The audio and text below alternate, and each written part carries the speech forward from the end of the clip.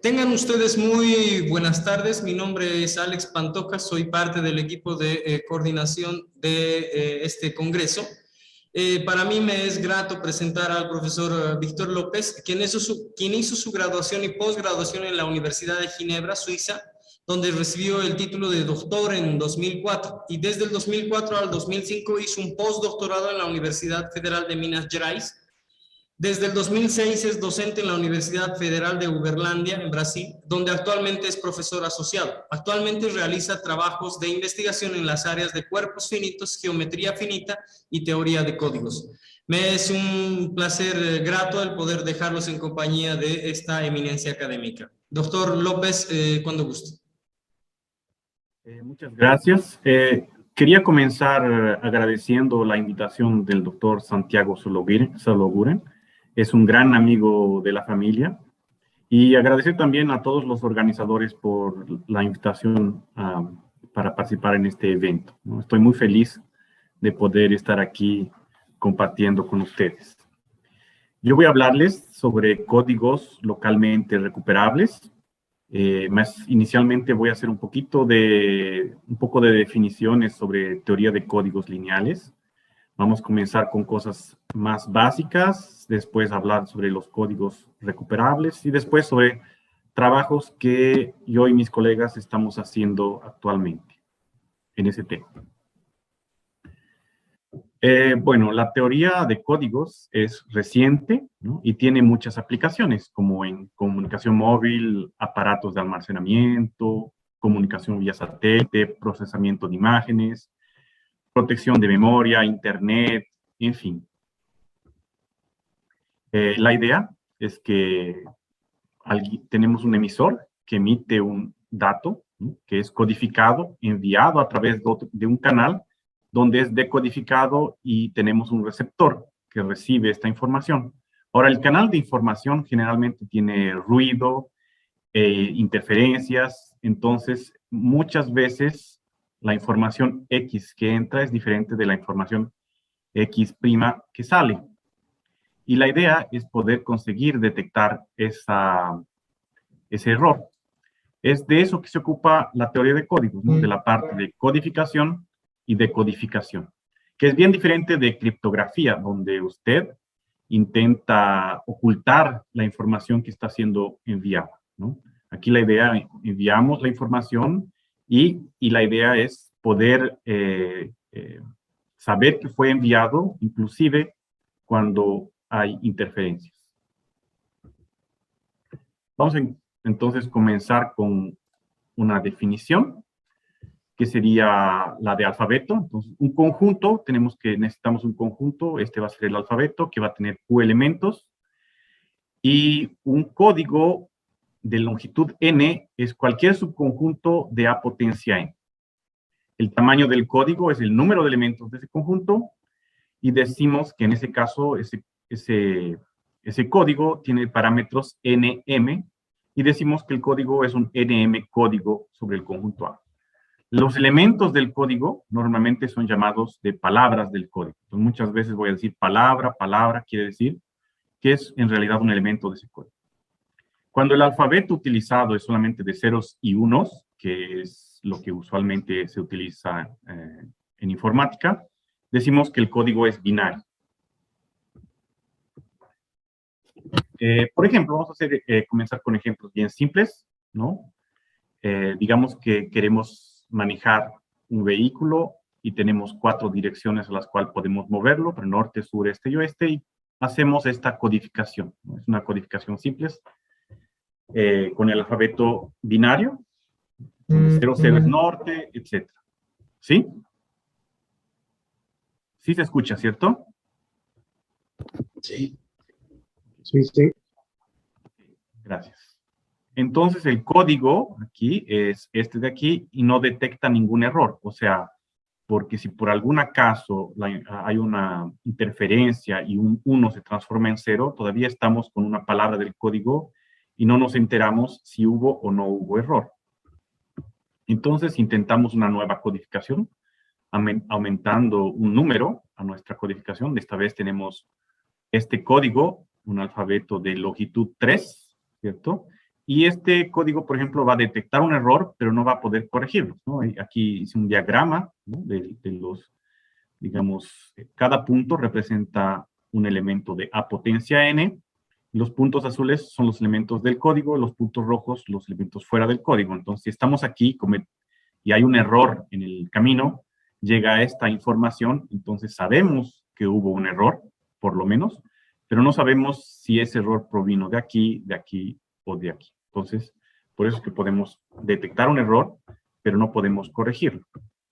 Ahora, digamos que cambiamos y aumentamos a 6 el número, la longitud del código. Entonces, tenemos un nuevo código así. Y este, por ejemplo, va a detectar 2 errores y corregir uno. ¿Por qué detecta 2 errores? Porque vemos aquí, por ejemplo, estos 4 números que coloqué aquí en las esquinas son los elementos del código. Si ustedes ven, hay 3 posiciones que son diferentes entre distintos elementos del código aquí, excepto aquí en las diagonales, que sería 6. Pero la distancia, la menor distancia posible entre 2 elementos del código es 3. Entonces, si hay 2 errores, obviamente vamos a tener un objeto o una palabra que está fuera del código y vamos a saber que hubo algún error. Entonces, por eso decimos que este código detecta 2 errores. Porque si cometemos 3 errores, es posible que estemos en una nueva palabra del código. Y corregir uno en el sentido de que si sabemos que hubo un solo error, entonces sabemos de dónde es la palabra, en realidad, la palabra inicial. Entonces, por ejemplo, aquí su distancia, aquí está en rojo los lugares diferentes. Entonces, distancia, digamos, ya me estoy adelantando, pero aquí hay 2 posiciones diferentes, aquí son 5, aquí son 4, aquí una sola. Entonces, si hubo un solo error, sabemos que la palabra original era esta de aquí. O sea, este. De ahí que definimos lo que se llama distancia de Hamming de 2 vectores de A potencia n, que corresponde al número de coordenadas donde esos 2 vectores son diferentes. Y dado un código, decimos que la distancia mínima es la menor distancia posible entre 2 palabras del código. Por ejemplo, en el ejemplo anterior, la distancia mínima era 3, porque las distancias posibles entre las palabras del código eran 3 o eran 6. Entonces, la distancia mínima es 3 para 2 vectores diferentes. Y esa distancia de Hamming cumple los axiomas de métrica, ¿no? O sea, es evidente que si tenemos 2 vectores distintos, la distancia va a ser estrictamente positiva. Entonces, la distancia es 0 si solamente si x es igual a y. Obviamente estamos contando elementos en un conjunto, entonces la distancia siempre es mayor o igual que 0. Y claro, la igualdad es una relación simétrica, entonces ¿vale? Y también tenemos la desigualdad triangular satisfecha. Yo hice aquí un pequeño esbozo de la demostración. Digamos que A es el conjunto de coordenadas donde x y son diferentes. B, el conjunto donde x y z son diferentes. C, el conjunto donde z y y son diferentes. Entonces, si tomamos una coordenada en particular y, que está en A, o sea, xy es diferente de y. Entonces, si pensamos en la coordenada zi, esa coordenada no puede ser igual a las 2 coordenadas de x y de y, porque ambas son diferentes. Entonces, ella es como máximo igual a una de ellas. Entonces, es por lo menos diferente a una de las 2. Entonces, si x y es diferente de y, o tenemos esto diferente o tenemos esto diferente. O sea, esa coordenada y pertenece al conjunto B o al conjunto C. Caso esto sea diferente o esto sea diferente. Entonces, el número de elementos de A va a ser menor o igual al número de elementos de B unión C, porque estamos aquí diciendo que A está contenido en B unión C.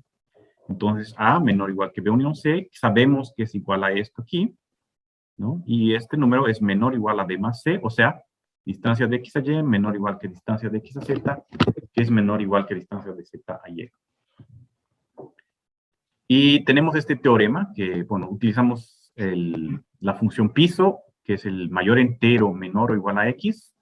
Entonces, si C es un código con distancia mínima d, entonces este número k, que es el piso de d menos 1 sobre 2, va a ser el número de errores que podemos corregir, ¿no? O sea, podemos detectar hasta D-1 errores y corregir hasta K errores. Entonces, ese número K es llamado de capacidad de corrección. Bueno, la idea de demostración coloqué aquí, digamos, no estamos en el plano. La idea es simplemente que, digamos, las palabras del código son los puntos negros. Vemos, para ir de aquí para este otro punto, tenemos que pasar por 4 posiciones. Entonces, vamos a decir, digamos, que esos 2 puntos tienen distancia 4. Entonces, vemos que si la distancia es 2, ¿no? O sea, si recibimos una palabra que está en esta posición, está a igual distancia de este punto que de este punto, entonces no podemos decidir si fueron cometidos 2 errores, de dónde vienen. Pero si es cometido un solo error, entonces digamos aquí tenemos una bola en torno de este punto de distancia 1, aquí también, y aquí también, aquí al medio también, y aquí también, lo que nos permite decir que si hubo un error, por ejemplo, en este caso, podemos corregir ese error. Y ese 1 viene de la distancia que es 4 menos 1, 3 sobre 2, 1,5. Y el piso es 1, ¿no? Entonces, por eso la capacidad de corrección de un diagrama así, por ejemplo, sería 1. Y la idea de la demostración en general es la misma, ¿no? Entonces, vamos a denotar, esta es la notación, para un código de longitud n, tamaño m y distancia mínima d. Entonces, por ejemplo, el código que habíamos escrito antes es un 342 código binario. Detecta un error, pero no puede corregirlo. El código C3 es un código 643 que corrige un error y detecta 2, ¿no? 6, porque son 6 coordenadas, 4 porque son 4 elementos, y 3 porque 3 era la distancia mínima, ¿sí? Recuerden, lo habíamos dicho antes. Aquí, por ejemplo, si recibimos esta palabra para el código C3, si asumimos que hubo solo un error, entonces sabemos que la palabra original era esta. Si asumimos que pudieron ser cometidos más de un error, 2, por ejemplo, entonces podría provenir de aquí o de aquí, ¿no? Entonces, por eso que es un código que corrige un error, en el sentido de que si sabemos que hubo solo un error, podemos corregirlo. Si hubo más de un error, entonces no podemos corregirlo. Y bueno, además de tener códigos binarios, en principio tenemos códigos sobre cuerpos o campos finitos. Entonces, denotamos así, F índice Q, el cuerpo finito con P potencia M elementos, donde P es un número primo. Y el alfabeto, a partir de ahora, siempre va a ser F índice Q. Entonces, cuando escribimos F índice Q, estamos pensando en un cuerpo o campo con Q elementos. Van a disculparme que en realidad en español yo no sé si la palabra correcta es campo o cuerpo, ¿no? Yo estoy pensando en un cuerpo conmutativo o campo conmutativo, no sé cuál es la palabra correcta en español. Los reales, complejos, racionales, por ejemplo. Y tenemos, claro, cuando el cuerpo es finito, siempre vamos a tener una potencia de un primo de elementos. Aquí hice un ejemplo, por ejemplo, ¿qué sería f índice 4? F índice 2 es los enteros módulo 2, pero f índice 4 no es los enteros módulo 4, ¿no? Porque 2 veces 2 es 0. Pero F4 es construido más o menos creando un nuevo elemento alfa, que está fuera de F2, que satisface alguna relación, digamos así, de irreductibilidad como polinomio sobre este cuerpo. En este caso, lo que podemos hacer es decir, vamos a definir alfa, que es igual, que satisface alfa cuadrado igual a alfa más 1. Entonces, toda vez que tenemos potencias de alfa mayores que 2 o mayores o iguales que 2, podemos reducir esa potencia, lo que quiere decir que al final podemos tener F4, en realidad es el conjunto con estos 4 elementos, donde las operaciones son las usuales, ¿no? Recordando que 2 es igual a 0. Entonces, alfa más 1 es 2 alfa más 1, esto es 0, entonces es 1. Alfa veces alfa más 1 también podemos calcular, da 1. Alfa más 1 al cuadrado va a ser alfa, y en fin. Y lo interesante que es un cuerpo, justamente porque todo elemento no nulo va a tener un inverso multiplicativo, todo elemento tiene un inverso aditivo, que es el mismo elemento, el propio elemento, porque 1 más 1 es 2, le digo 0. Disculpen, 1 más 1 es 0. En fin, entonces la misma cosa que hacemos aquí, ¿no? Para tener un cuerpo con 2 potencias, 2 elementos, podemos hacer lo mismo con P potencia M elementos. Lo importante es que hay que pensar que tenemos un cuerpo, entonces podemos invertir elementos no nulos, encontrar el opuesto, etc. Y cuando tenemos eso, entonces lo que podemos es trabajar con espacios vectoriales, ¿no? Entonces un código va a ser llamado de código lineal si es un subespacio, subespacio vectorial de F Q potencia N. Entonces tenemos ese espacio vectorial tiene una dimensión K, lo que quiere decir que tenemos K vectores que generan los elementos de C, ¿no? Todo elemento se escribe de forma única así. Entonces, cada coeficiente tiene Q valores posibles, lo que quiere decir que en mi código tiene Q potencia K elementos. Entonces, si el código es lineal, SM es igual a Q potencia K. Entonces, en lugar de colocar NMD entre paréntesis, colocamos entre corchetes para indicar que el código es lineal, y esta coordenada de aquí es la dimensión del código, ¿no? Es una nueva notación. Y tenemos el límite o cota de Singleton que dice que la dimensión más la distancia mínima siempre es menor o igual a n más 1. No podemos hacer mejor que eso, ¿no? Eso siempre es satisfecho. En el ejemplo que nos teníamos antes, entonces el 643, que eran 4 elementos, ahora 623, porque ahora 2 representa la dimensión. Tenemos que 2 más 3 es menor o igual que 6 más 1. Bueno, vemos que satisface. No es igual. Y claro, no es un buen código porque justamente es un código de repetición, ¿no? Tomamos estos elementos y los repetimos 3 veces. Fue lo que llegamos a hacer aquí. Nos tenemos aquí 3 unos y 3 ceros, 6 unos, 3 ceros y 3 unos, ¿no? Entonces, este tipo de código es llamado de código de repetición. Y los códigos que atingen la igualdad en esa desigualdad son llamados de códigos MDS, o sea, códigos de distancia máxima, ¿no? O códigos separables de distancia máxima. Aquí voy a dar 3 ejemplos. Primero vamos a considerar, por ejemplo, un vector donde todas sus coordenadas son no nulas y tomamos el espacio vectorial generado por ese vector. Entonces, es toda una recta, pero todas las coordenadas son no nulas. Claro que la dimensión es 1 porque está generado por un elemento. Y si yo tengo 2 elementos distintos, entonces necesariamente ese alfa y ese beta son diferentes, ¿no? Por si son iguales es el mismo elemento. Y si alfa y beta son diferentes, entonces todos los alfa veces AI son diferentes de beta veces AI, porque AI es diferente de 0. Entonces, ¿cuál es la distancia entre ambos elementos? N. Entonces, aquí tenemos un ejemplo donde la distancia entre 2 vectores distintos siempre va a ser N. Por lo tanto, la distancia mínima de ese código es N.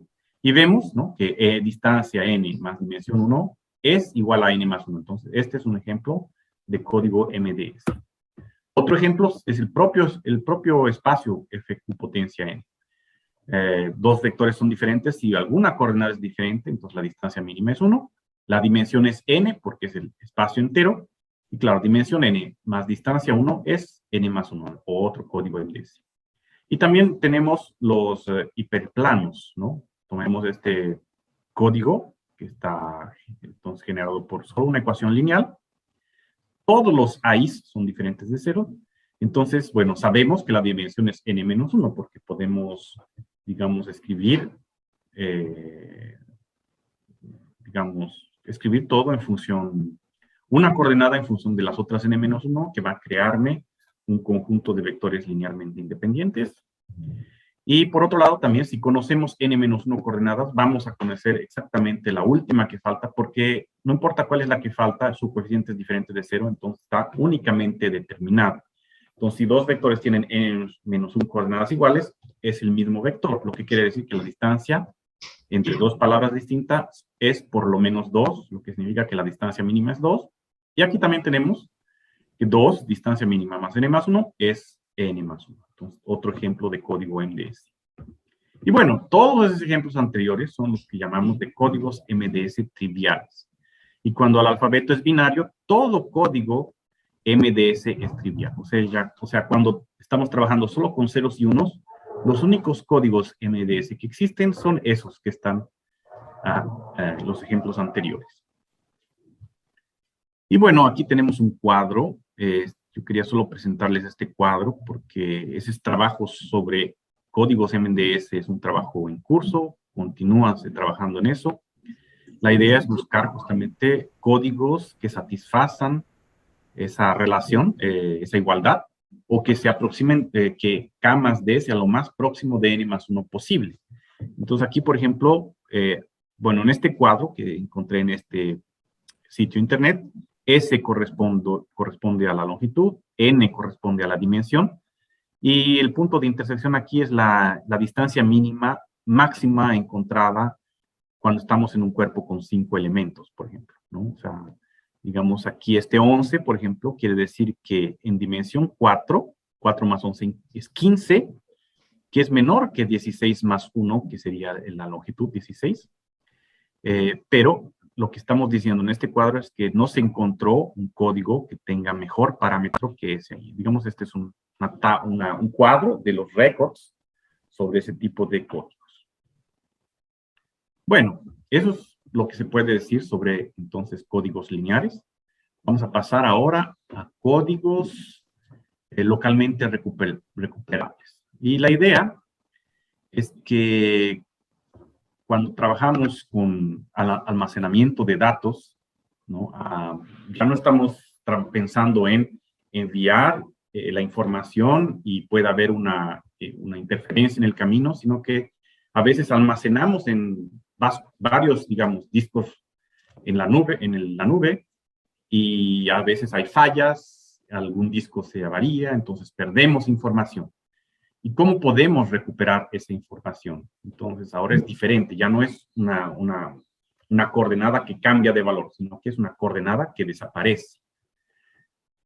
Entonces, necesitamos, estos sistemas, además de eso, deben proporcionar alta disponibilidad de datos, ¿no? Para garantizar un alto rendimiento. Entonces, si estamos queriendo accesar a una información, alguien también quiere accesar a la misma información, y de pronto el servidor queda saturado. Entonces, a veces hay otro servidor que podemos accesar para conseguir esa información. Entonces, ese tipo de cosas puede ser hecho con justamente lo que habíamos dicho antes, ¿no? Replicación, replicar los datos, tener las mismas informaciones en varios servidores diferentes, pero eso no es muy efectivo. Entonces, la idea es crear una nueva teoría que haga con que podamos accesar a esos datos de forma más efectiva, ¿no? Entonces, de ahí es que nace la idea de códigos localmente recuperables. Entonces, un código localmente recuperable de longitud n, llamados también LRC, de longitud n, dimensión k y localidad r, es un código, ¿no? Con esta longitud y esta dimensión, tal que toda coordenada de una palabra dada podemos recuperarla a partir de otras R coordenadas dadas. O sea, digamos que tenemos una palabra de nuestro código, una coordenada desaparece, entonces existe un conjunto, para esa coordenada, ese conjunto es fijo de R coordenadas, entonces si sabemos las R coordenadas de esa palabra, podemos recuperar esa coordenada perdida, ¿no? Eso es lo que se llama un código localmente recuperable con esos parámetros, N, K y R, ¿no? Por ejemplo, aquí tenemos un código donde la suma de las primeras coordenadas es 0, la suma de las últimas 4 coordenadas es 0. Puede ser cualquier cuerpo. Entonces, la longitud es 8, la dimensión es 6, ¿no? Porque son dos ecuaciones, son linealmente independientes las ecuaciones, entonces, dimensión va a ser... Podemos pensar en esto como una aplicación lineal, ¿no? Que tiene, cuya imagen, ¿no? Tiene dos coordenadas de F8 en F2. Entonces el núcleo, o sea, igualando a 0, sería 8 menos 2, utilizando el teorema de la dimensión. La dimensión es 6, ¿no? O también manualmente podemos verificar que la dimensión va a ser 6. R va a ser 3, ¿no? Porque, bueno, aquí, por ejemplo, si yo no sé una de las 4 coordenadas verdes aquí, puedo recuperar la de las otras 3, pues justamente porque la suma vale 0. Entonces, si perdí x2, sé que va a ser igual a menos x1 más x3 más x4. Y así por delante. Igualmente para los elementos aquí. Entonces, cada coordenada tiene un conjunto de 3 otras coordenadas a partir de las cuales podemos recuperar esa información. Entonces, en este código R vale 3. Y si alguna coordenada es diferente de 0, puede ser aquí o aquí, ¿no? Necesariamente otra también tiene que ser diferente de 0 porque la suma tiene que darse, ¿no? No es posible que solo una coordenada sea diferente de 0, porque si no la suma no sería así. Entonces la distancia va a ser por lo menos 2. Y claro, basta tomar un ejemplo para ver que la distancia va a ser exactamente 2. Entonces tenemos aquí un ejemplo de código con parámetros, longitud, dimensión, localidad y bueno, y distancia mínima 2.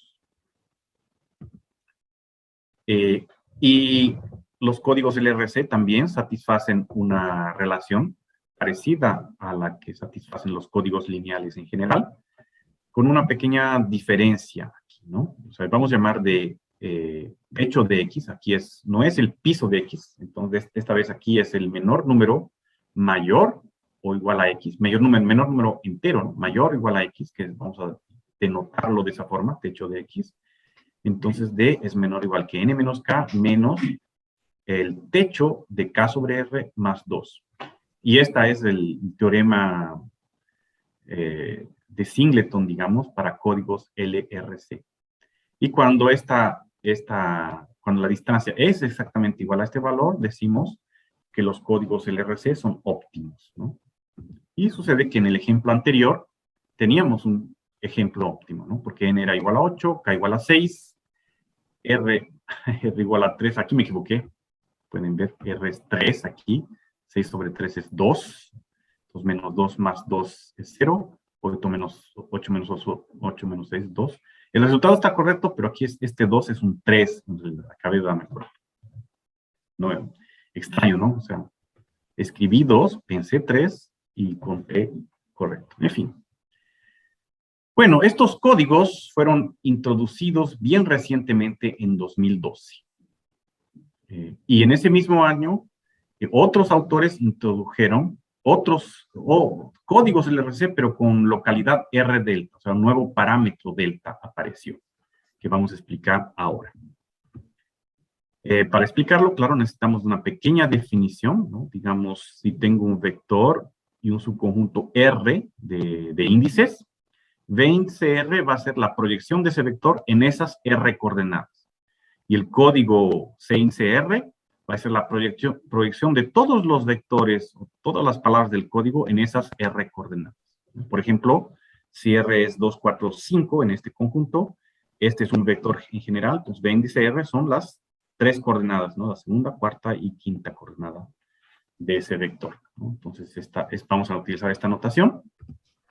Y la idea es que un código lineal va a tener localidad R delta si para cada coordenada I existe un conjunto de recuperación, que vamos a llamar R de I, con R más delta menos 1 elementos, de tal forma que I pertenece a R de I, y la distancia mínima del código restricto a esas coordenadas va a ser mayor o igual que delta. Entonces decimos que C es un R delta código localmente recuperable, o decimos también es un código R delta LRC, o un código LRC con localidad R delta, en fin. Parece complicada la definición, tal vez la primera vez que lo vemos, pero es bien fácil de entender, ¿no? La idea es que para cada coordenada I existe un conjunto, este conjunto de coordenadas, ¿ya? Con R más delta menos 1 elementos, y la idea es que la distancia mínima aquí para el código con estas coordenadas es mayor o igual que delta. ¿Qué significa eso, no? Entonces, digamos que yo tengo dos vectores distintos y esos dos vectores son iguales en R coordenadas. Solo sobraron delta menos 1 coordenadas. Entonces, la distancia entre esos dos vectores va a ser máximo delta menos 1. Pero la distancia mínima es delta. O sea, la distancia mínima es mayor o igual que delta, en realidad, ¿no? Entonces, esos vectores, si están en el código, son necesariamente iguales. ¿Qué quiere decir? Que si yo conozco R coordenadas de ese código aquí, voy a conocer las otras delta menos 1 coordenadas, ¿no? O sea, es la misma idea que antes, solo que en lugar de recuperar solamente un elemento, ¿no? Solo recuperar la coordenada ahí, podemos recuperar varios. En otras palabras, aquí puedo perder en este conjunto hasta delta menos 1 coordenadas que a partir de las otras R consigo recuperar las coordenadas que faltan. Entonces, eso es lo interesante con los códigos R delta LRC, ¿no? Entonces, una pequeña información a más. Si se dan cuenta, si hacemos delta igual a 2, 2 menos 1 es 1, aquí solo tendríamos un punto, el punto I, y es justamente la definición del caso anterior. A partir de un punto I, a partir de otras R coordenadas, encontramos esa coordenada I, ¿no? O sea, es una definición que generaliza la anterior. Esta vez I pertenece al conjunto de recuperación, antes no pertenecía, pero es la única diferencia, es solamente a la definición anterior. Perdón. Si aumentamos la coordenada I, vamos a tener R más 1 elementos y va a ser un caso particular de estos códigos R delta. Entonces, esta es una generalización de esos casos que satisfacen esta otra desigualdad. Ahora esta es la desigualdad y de nuevo, ¿no? Cuando tenemos igualdad, decimos que es óptimo, ¿no? Como dije antes, ¿no? Si delta es igual a 2, escribí dos veces, mira, aquí y aquí.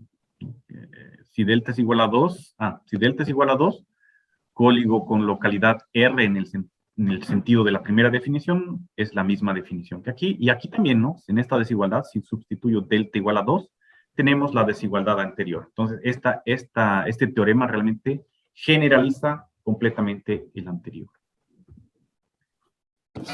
Bueno, tenemos más definiciones de códigos LRC. En 2016, estos autores introdujeron códigos LRC con disponibilidad. ¿Qué quiere decir disponibilidad? Bueno, disponibilidad quiere decir que en lugar de tener solo un conjunto de recuperación, tenemos varios conjuntos de recuperación. Tenemos a disposición varios conjuntos de recuperación. Por eso la palabra disponibilidad. Para definir eso, vamos a denotar así entre corchetes como el conjunto de 1 hasta n, para facilitar la escrita. Y aquí está la definición. Un código de longitud n, dimensión k, va a ser llamado NKRT LRC, o sea, código con disponibilidad RT, si satisface estas propiedades. Vamos a ver qué es lo que significa. Entonces, para cada índice, tenemos T conjuntos de recuperación. Van a ser llamados los gamma 1, hasta gamma índice T, los T conjuntos de recuperación para ese índice I, ¿no? Ese índice I porque, claro, si cambiamos de coordenada, los conjuntos de recuperación son otros. Cada uno de estos conjuntos son coordenadas, ¿no? De 1 hasta n sin el I, ¿no? O sea, estamos viendo que esta es una generalización del primer caso de códigos LRC. Y de tal forma que cuando la coordenada I de la palabra V, o sea, V índice I, puede ser recuperada a partir de los índices de cualquier uno de esos conjuntos de recuperación. O sea, en la primera definición teníamos, digamos, T igual a 1, solamente un conjunto de recuperación. Ahora son T conjuntos de recuperación. Entonces, cada uno de estos conjuntos vale como un conjunto de recuperación en el sentido de la primera definición. Además de eso, cada uno de estos conjuntos tiene como máximo R elementos, o sea, justamente para decir que es en la definición anterior. Y lo más importante es que la intersección de esos conjuntos es vacío. Entonces, la idea es realmente tener T conjuntos de recuperación, porque si no podemos accesar a alguno de ellos, podemos accesar a otro que es diferente completamente del otro. Entonces, no hay importancia si perdemos todas las informaciones de algunos en cuanto tengamos todavía de los otros, ¿no?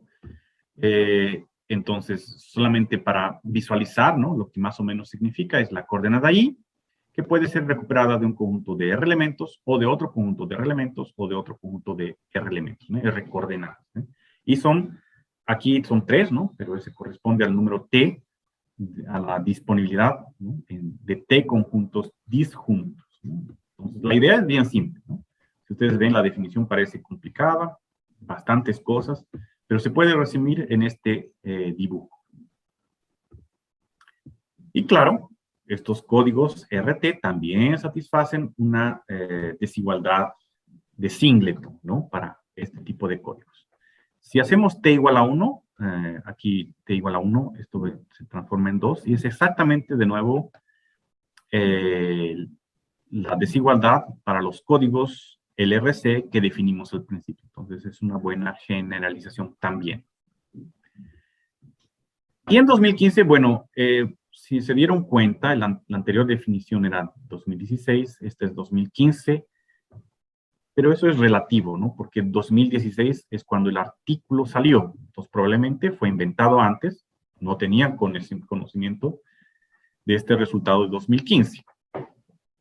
Entonces, y este de 2015 generaliza justamente esas dos ideas anteriores, ¿no? Los códigos R delta y los códigos con disponibilidad, ¿no? La única diferencia, entonces, con la definición anterior, la única diferencia va a ser que el conjunto esta vez va a tener distancia mínima mayor o igual que delta, ¿no? Que es lo que es la diferencia para pasar de R para R delta. Entonces, para R delta T es la misma idea, ¿no? O sea, de nuevo, ¿no? Tenemos un código C, vamos a decir que es código con disponibilidad R delta T. Si para cada coordenada existen T conjuntos, cada uno de esos va a definir un código con distancia mínima mayor o igual que delta, que es la misma cosa que decir que I se puede recuperar a partir de los otros R elementos, ¿no? Solo que esta vez delta menos 1 coordenadas pueden ser recuperadas a partir de R coordenadas. R más delta menos 1 elementos, ¿no? Y de nuevo, ¿no? La intersección de dos conjuntos de recuperación tiene que ser solamente la coordenada I, porque en principio la coordenada I es elemento de cada uno de estos conjuntos, como era en el caso de R delta, ¿no? De nuevo, la diagramación de la idea sería más o menos esto. Tenemos el punto I, un conjunto de recuperación, otro conjunto, o sea, T conjuntos de recuperación. Cada uno de ellos tiene más o menos esta visualización, ¿no? Tenemos R más delta menos 1 elementos. Si perdemos delta menos 1 coordenadas, pero todavía conocemos R de ellas, podemos recuperar las delta menos 1 que faltan, porque la distancia mínima es mayor o igual que delta. Estimado profesor López, lamento informarle que le quedan 7 minutos más para su exposición y posterior a eso seguimos con la ronda de preguntas. Gracias. Ok, voy a hacer más rápido. Bueno, la idea es que estos tipos de códigos satisfacen esta desigualdad, pero bajo ciertas condiciones, o sea, no siempre. Entonces no se tiene un resultado óptimo como antes. Y bueno, y las definiciones no acaban por ahí, ¿no? Tenemos todavía la misma definición de Alter, es todo lo mismo aquí, solo que esta vez cada conjunto de recuperación tiene su propio RI delta I, ¿no? El diagrama es el mismo, la idea, solo que cada uno de ellos tiene su propio RJ delta J menos 1, y también con la misma idea que antes. Y claro, también satisfacen una cierta condición, solo que de nuevo bajo ciertas condiciones, no siempre, no se tiene todavía un resultado tan bueno como antes, ¿no? Esta cota no es excelente. Y bueno, por ahí para, digamos, todas las definiciones de códigos LRC con localidad, con disponibilidad. Aquí es con localidad variable, porque cada conjunto de disponibilidad tiene su propia localidad diferente, ¿no? Y lo que nosotros hicimos es trabajar con eso, ¿no? La idea, ya terminando realmente ahora con los trabajos en curso, ¿qué es lo que yo hice o qué es lo que mis colegas y yo hicimos al respecto? Trabajamos con polinomios en varias variables, ¿no? O sea, el grado de un monomio es la suma de las potencias, el grado en una coordenada es simplemente la potencia en esa coordenada, el grado de f y grado de f en una cierta coordenada es el mayor valor posible para esa coordenada o grado de los monomios, ¿no? Aquí un ejemplo, obviamente aquí, por ejemplo, el grado es 4, aquí el grado es 5, el grado del polinomio entonces es 5, el grado en x2, aquí es 2, aquí es 1, entonces el grado de ese polinomio f es 2. Y vamos a denotar así el anillo de polinomios con n variables. Y definimos todavía un conjunto, un producto cartesiano, tenemos n conjuntos, el producto cartesiano aquí, ¿cierto? Que tiene este número de elementos, m, vamos a llamar así, porque cada conjunto tiene de i elementos, como es un producto cartesiano, es el producto de los elementos, y una función que vamos a llamar de psi, del anillo de polinomios, donde avaliamos en cada coordenada, en cada punto, ¿no? De x, y eso lo vamos a colocar en cada coordenada. Lo interesante es que esto aquí es una aplicación lineal, porque podemos ver esto como un espacio vectorial también. Un anillo de polinomios es un espacio vectorial sobre F. Y en un trabajo conjunto con 3 colegas de Uberlandia, conseguimos definir o construir códigos LRC con localidad R delta. La idea es tomar polinomios, digamos D y delta, ¿no? Polinomios de grado D, máximo D. Pues grado en X índice S va a ser menor estricto que este número, ¿cierto? Ese va a ser el conjunto de polinomios y el código va a ser la imagen por psi de este conjunto de polinomios. Entonces, la imagen por psi realmente está aquí en un conjunto de este tipo y como podemos ver que esto aquí es un espacio vectorial, entonces esto es un espacio vectorial, o sea, un código realmente. Y podemos probar que ese código es un código con localidad R delta, ¿no? La idea, la demostración, es la que vemos aquí, ¿no? Si yo tomo, entonces, por ejemplo, coloqué aquí K1, K2, hasta Kn, tomamos alfa es un elemento de este producto cartesiano, entonces, digamos, es un índice en realidad, ¿no? Porque avaliamos un polinomio en alfa, eso es colocado en una coordenada, ¿cierto? Entonces, esto es un índice. Yo coloqué así, un puntito en para el elemento en cada uno de ellos. Entonces, si variamos la coordenada S, aquí, entonces estamos cambiando esto por cualquier otra coordenada, tenemos un montón de vectores, ¿no? O coordenadas de nuevo, y ese es mi conjunto R alfa. Y utilizando interpolación de polinomios, podemos probar que justamente va a ser un código localmente recuperable con localidad R delta. Aquí es simplemente un ejemplo, ¿no? Escogemos R y delta cualquiera y podemos tomar conjuntos, ¿no? Aquí coloqué solamente con 2 coordenadas, ¿no? X, entonces F7 veces F49, que va a ser el conjunto X, o sea, 7 veces 49, 343 coordenadas, entonces la longitud de mis códigos es 343, y para cada valor de D, yo consigo un código lineal, ¿no? Aquí está K, que es la dimensión, y aquí la distancia mínima, y esta es la cota, aquella cota de Singleton de la cual habíamos hablado. Justamente si vemos aquí en este extremo, para 29 y 30, tenemos códigos óptimos. Eso es también interesante. Y en otro trabajo, ahora solamente con el profesor Cícero, trabajamos con códigos LRC con disponibilidad variable. Esta vez tomamos el conjunto con el grado en XY es menor estricto que RI. El número de elementos en cada conjunto KI es RI más delta I menos 1. Y esto es un espacio vectorial sobre FQ, claro. Si sumamos o multiplicamos por constante, esto se mantiene. Y entonces su imagen también va a ser un código lineal, que también es un código localmente recuperable con esta disponibilidad. La idea de la demostración también es la misma que antes, solo que esta vez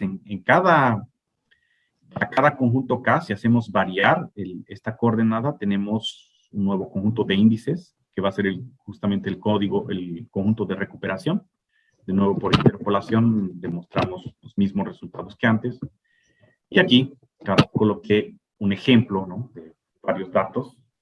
Y bueno, es un ejemplo con, digamos, delta 1, delta 2 y delta 3 igual a 4, 5, 6.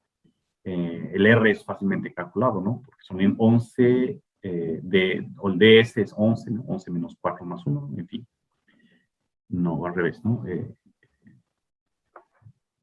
fin, sí. 11 menos 4 más 1. En fin.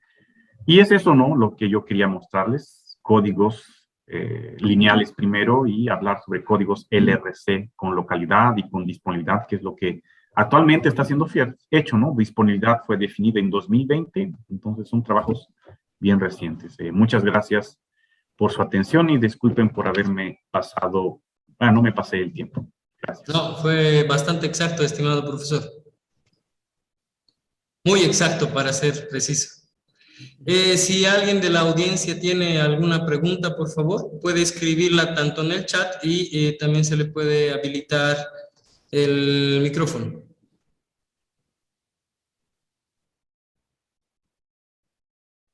Solamente tendría que servirse a levantar la mano, por favor, para que se pueda habilitar. Profesor Juan Tirado. Aguárdeme, por favor. Vamos a darle...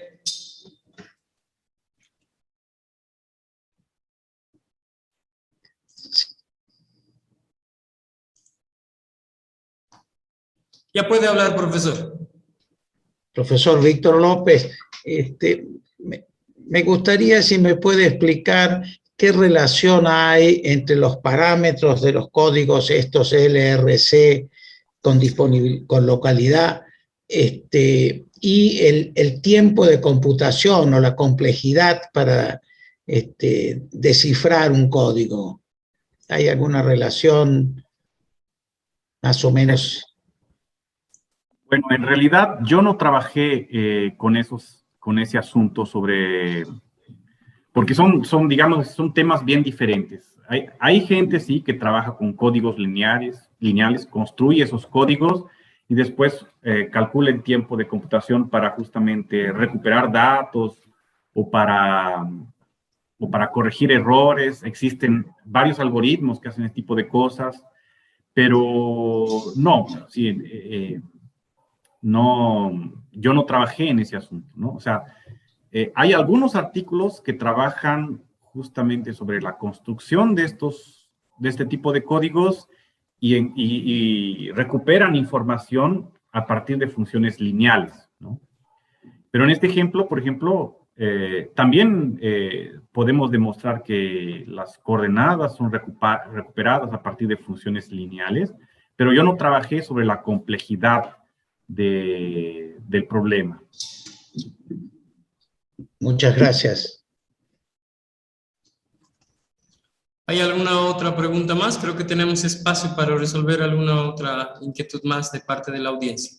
Bien, si no hay más preguntas, quiero agradecer nuevamente la participación del profesor Víctor López. Profesor, ha sido un placer escucharlo y muchas gracias a toda la audiencia por estar presente acá en este congreso, este 22 Congreso Boliviano de Matemáticas. Muchas gracias, profesor. Yo que agradezco por la invitación y también a todo el público. Gracias. Gracias.